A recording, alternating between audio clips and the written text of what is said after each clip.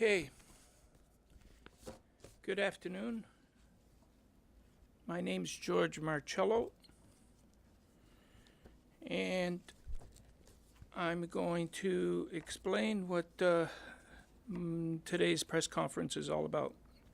And I've actually addressed something to my friends and my family, and in reading this, you'll find out what this press conference is all about.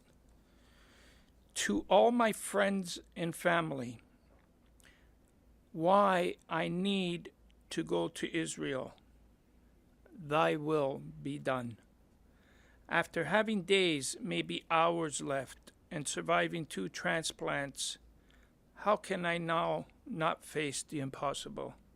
10 years ago, I should have died in a Paris hospital on a similar trip, the European tour. That was Step by Step's 5th campaign. Yet my brother came, and somehow we made it out of the hospital in Paris, and I came very, very close dying on the plane, only to arrive and receive my 2nd liver transplant in Toronto on my 50th birthday. The reason I had to get this transplant was because more work had to be done, which I continued with the following campaigns: SOS 4000, SOS the Americas, the Donor Dads, Register Now Ontario, Reg Green, Anthony's Hero, just to name a few. Thousands of kids became student torch champions and led to the amazing Khaled Khatib. And together, Yale Gladstone and Khaled carried the famous torch in Toronto and Niagara Falls. And now we're going to be calling this the Ahmed and Yanni miracle. Was all this for nothing? Come on, of course not. Nothing comes easy in life, and I always had to have that leap of faith, and especially right now. Could it be possible that we can make a difference in a very troubled area and bring happiness and sunshine to these people that ask nothing more than just a chance at a normal life? We have the opportunity, and God has laid this out all along. It's not just in the Middle East. We can have a domino effect on all the troubled areas of the world if we can complete this one mission. This is the shopping list of items that I am going to try and accomplish while I am on this 6-day trip. Meeting with the Israeli recipients of Ahmed's organs and passing the family the torch and filming this. And myself, I'll be making an apology, unofficially of course, on behalf of Canada for the recent rejection of the Khatib's 10-day visa plan in Canada. We will be filming this and sending the video to our new elected Prime Minister Trudeau, and we'll be respectfully asking him to invite the Khatibs himself personally to Canada and share this important time, Ahmed's 10th anniversary, with the family, with Khaled, and many other Canadians that really wish this can happen. The father and the family, and I know Khaled, truly love Canada. The second thing on my shopping list is meeting with members of the Israeli Transplant Center and other related charities. And I want to get together with these people so we can share exciting ideas and see what the situation is with transplants, both in Israel and Palestine. I want to really get as knowledgeable as I can so I can see where we can help out. We did this before 10 years ago when we called it the European Tour, and it significantly helped our country in Canada by doing that. Number 3, I'm going to be, I already wrote actually, I wrote a letter to both Prime Minister of Israel and President Abbas of Palestine. And I'm really hoping that they can read my letters and that they both agree with the projects.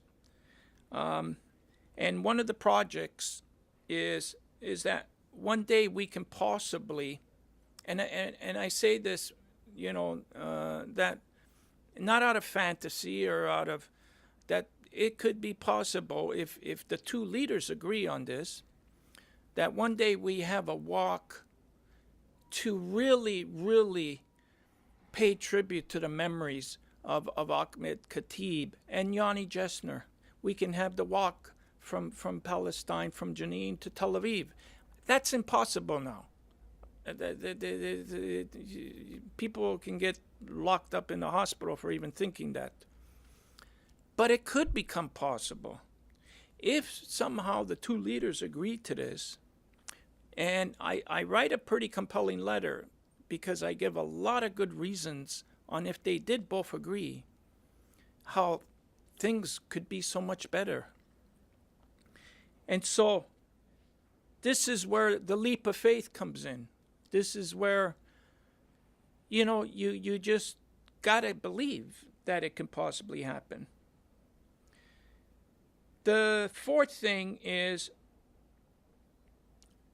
I would like to bring the torch to President Abbas and the Prime Minister of Israel and their wives. Everybody's entitled, and I want everybody to be taking a picture with the torch, because so many people already have, including our Prime Minister recently, and millions of other people. I would like them to join in taking pictures with the torch, and perhaps that could possibly lead into creating more projects. Fifth, and finally, the final item on my shopping list in Israel is, if all this happens, we can create what has been called the daisy kidney chain effect.